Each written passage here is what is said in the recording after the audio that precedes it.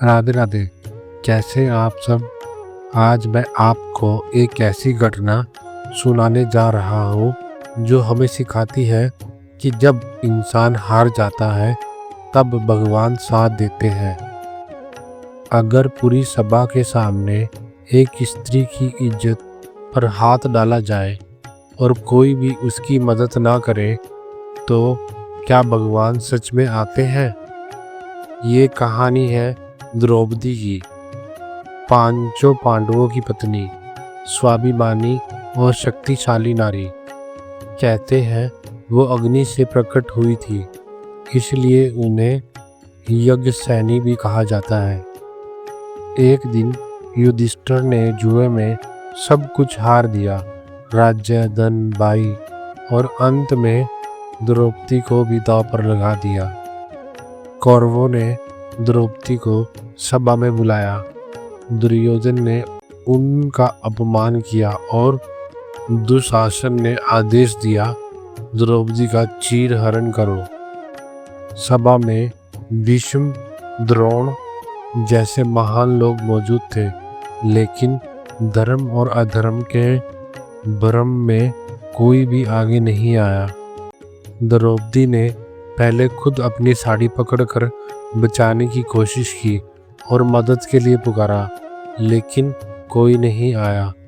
तब उन्होंने अपने दोनों हाथ ऊपर उठा दिए और पूरी श्रद्धा से पुकारा, हे कृष्ण, मेरी रक्षा करो। और उसी क्षण चमत्कार हुआ।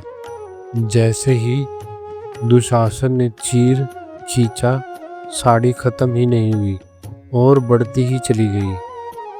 दुशासन थक गया, सभा स्तंभ रह गई। किसी को समझ नहीं आया ये क्या हुआ।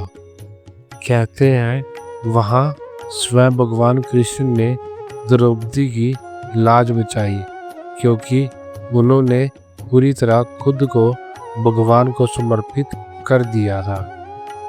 और उसी अपमान का परिणाम था कि बाद में युद्ध में भीम ने दुशासन का अंत किया।